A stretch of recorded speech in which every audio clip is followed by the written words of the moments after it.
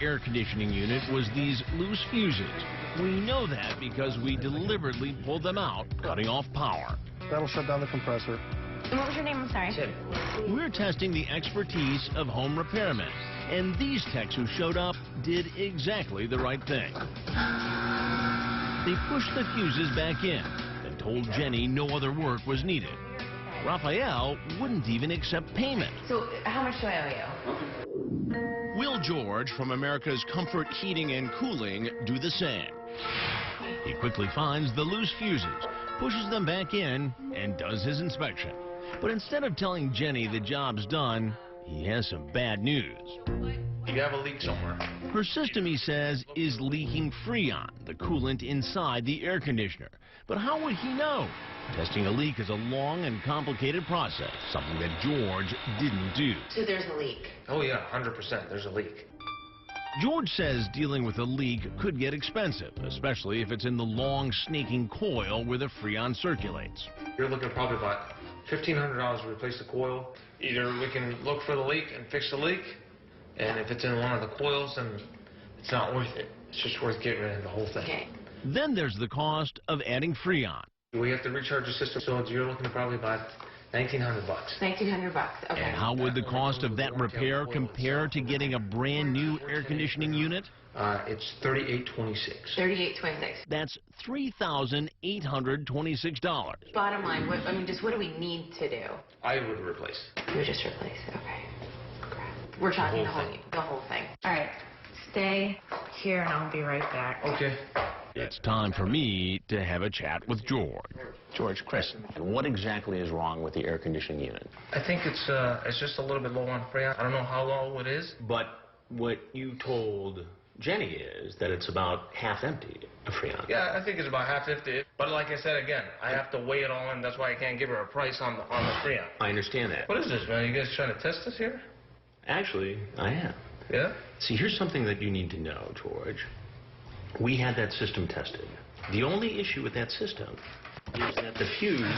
George, come on, I want to talk to you. George sees our cameras and quickly heads to the door. George, I'm Chris Hansen with Dateline NBC, and we're doing a story on the quality of service. We got a 20-year-old unit, man. George is right. It is an old system. But the fact is, even though it isn't as energy efficient as the new one, it works just fine, according to our expert, Carl. It is up in age, and, its efficiency is not what the newer one is, but operationally it's sound. Had Jenny followed George's advice, she'd have been out thousands of dollars to replace an air conditioning unit that wasn't broken. The AC guy just got here. Here comes our next technician, Tony, from Abode Air. All of a sudden, I can feel air, but it's not cool. Tony comes in and, after meeting Jenny, heads back outside, checks himself out, and gets his tools. But how carefully does he check out the air conditioner? He appears to examine the circuit board and take some notes, but he never spots the loose fuses we deliberately pulled out. Instead, he jumps on the fact that it's an older unit and says he's found an entirely new problem. How's it look? Well, you got some bad news on the older one. I do. Yeah, it has that, what we call an LRA. It's a locked-up rotor amp.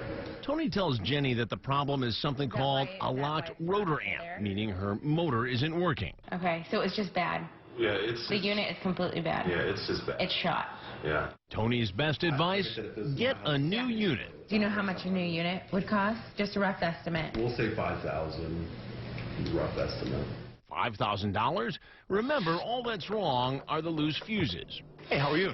So I head downstairs to speak with Tony. So all in, what do you estimate this will cost? Probably about $5,200. $5,200. Good, and that's the estimate right there? Yeah, I gotta still finish filling it out. Yeah. Well, let me, Tony, before you go, there's something that I need to tell you.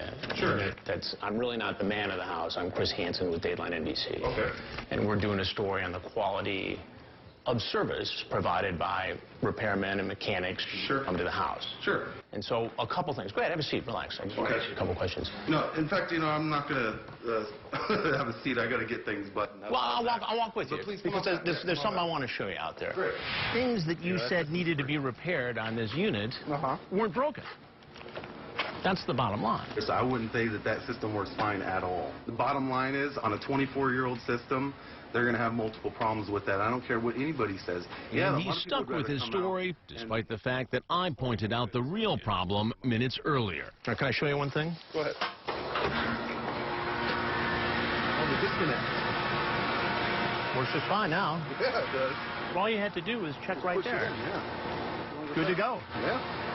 I didn't push the fuse in, but Well, why didn't you push it in? because I didn't notice that it was sticking out. But wouldn't you check that as a matter of routine? No. You don't go to jobs where the disconnect is sticking out. We just check the fuses. So what can you do to make sure the repair person you call is the right one for the job? First, when someone gives you the bad news, get a second opinion. So this is a must-do right now. But one of the best ways to find someone who knows their stuff is by word of mouth. Get a referral from someone who's had a good repair experience. That way, the odds of finding someone you can trust will go way up.